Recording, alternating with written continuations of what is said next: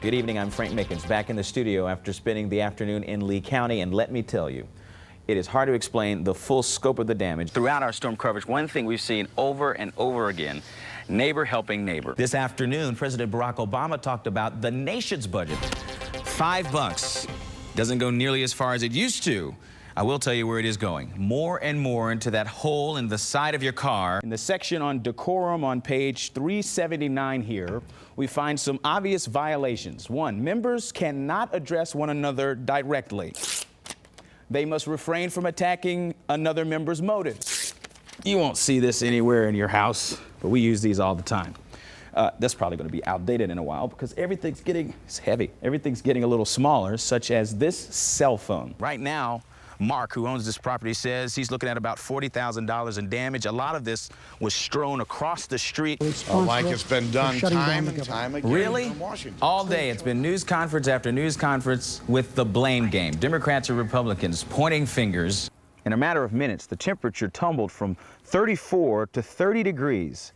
Had Nick come down this road an hour earlier, the ice wouldn't have been there. Our neighbors to our east have a long road to recovery, and tonight we have team coverage of amazing survival stories and an easy way you can help. This is why we need you to call. Heartbreaking scenes like this. Homes stripped from their foundations, ripped to shreds. WFMI News 2's Megan Packer's live in Sanford, where one woman's home is gone, but she's okay with that, Megan, because thank God she's alive. The storms came through extremely quickly, and we want to actually show you at home just how long or short 30 seconds in. We're going to put a timer on our screen so you can see just how long it took for this tornado to do the damage that it did and roll past this man's vehicle. Watch here. You're looking at YouTube video of one of the tornadoes approaching a man's car in Wilson. At about 10 seconds, you can see the twister get really close. One concern for some storm victims, looters. Would you believe some victims couldn't begin to clean up the damage at their homes because they had to wait for insurance adjusters? Good evening, I'm Frank Mickens. We're glad you're with us today. Identity mix-ups and children getting on wrong buses are making some Guilford County parents a little uneasy about their children's safety. The transportation director says 3 transportation incidents have occurred since school started, and that has a few parents outraged. WFMY News Tuesday, Dana Arquilla is here with the story. 8 out of 12 students accused in a hazing incident at East Middle School have pleaded guilty. That's according to Montgomery County's assistant district attorney. Because the students are juveniles, prosecutors cannot discuss the charges or penalties the students face. Imagine this. This floor is the highest point you want the Mississippi River to be before we're talking about flooding. So this surface means this is where you want to be or we got a problem. Well, this is now how high the Mississippi River is. I'm talking way above that critical breaking point, 14 feet above flood stage. This represents a flood like nothing Memphis has ever seen.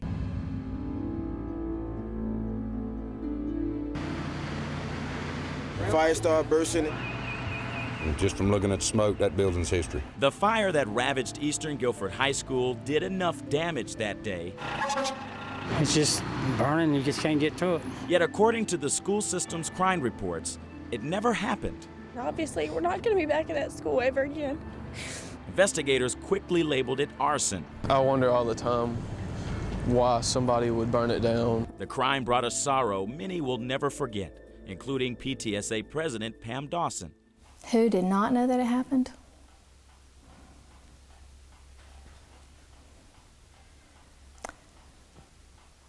I don't know of anybody that probably didn't know that it happened. You often hear stories about school crime, but we found the problem lies in the untold story. 2 Wants to Know compared law enforcement records to school system reports sent into the Department of Public Instruction. We uncovered 90 violent offenses the district left out. Police reported 24 sex assaults, including rapes. The system only recorded 3. Where law enforcement reported 18 robberies, the district had 4, and authorities recorded 8 cases of school arson. The school system, 0. The current principal said it was his understanding that if a student was not attributed to the incident, that it wasn't to be included in the report. But state law requires principals immediately report any criminal act that occurs on school property. Failure to do so amounts to a misdemeanor offense. I've had principals who have actually told me that they don't need or should report certain things that are going in there because it reflects poorly on the schools and the system. And that makes it impossible to gauge the security in our schools. When crimes get ignored, Sheriff B.J. Barnes says it can lead to other major crimes such as school shootings.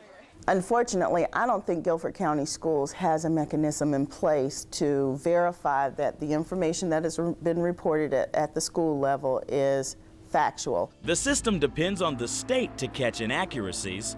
Problem is, the state trusts districts to tell the truth. When judging the validity of Guilford County's report, all the sheriff needs to do is consider a glaring omission. It says that Eastern Guilford didn't happen. They need $60 million or so plus for something. I mean, I suspect that that's just plain wrong. Frank Mickens, WFMY News 2. You been? Out. I know you've been out. Andy shot straight with Opie. Don't be coming in here at the last minute like this. Today, Eyes up, eyes up, eyes up. On me, Faith. experts say we have too few coaches, parents who know the drill of life and tell their kids the truth. This one's from the state championship. Highly decorated is 9-year-old Kayla King. This is from soccer. You got a bobblehead from the trophy just for being on the team. Not so in Opie's day. They don't give you no medal for trying. Kids once had to win to hoist a trophy. I think sometimes we've connected love with that message, you can do anything in the world, and not given concrete steps to how you can do anything you want to really happens. Dr. Chanel James is at UNCG. She's an entrepreneurship professor who's been observing this generation known as millennials, and she thinks they simply have it too easy. They should know they do not do everything well.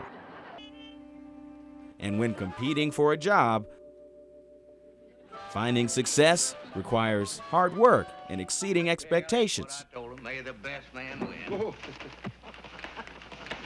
Yes, many do say they are spoiled. And again, it's a sense of entitlement. Maria Hicks Few hires workers for Greensboro employers, and she's seen many millennials struggle to overcome disappointment. If things aren't aligned as they think they should be, that's when that worker pretty much says, well, I can't take this, I'm quitting, or even walk out on the job. Maria says we need more parents who tell it like it is, like Tom Key. Just listen and look at what he says. That's why we got rid of you. Tough coach and Kayla's dad. My style is to challenge her. And parents today, I think, might defend their kids a little too much. The problem, helicopter parents. A helicopter parent is a person who hovers over the student's decisions. So as the child grows, they don't relinquish the child to kind of make their own decisions. Pull your shoulders back.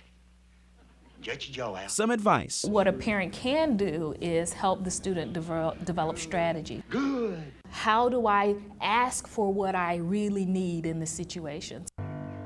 Leaving them to fend for themselves. Tough love. It works. Just ask Andy. Opie, the job's yours. Gee, Mr. Dokes, thanks. I'll work harder than ever. Frank Mickens, WFMY News 2.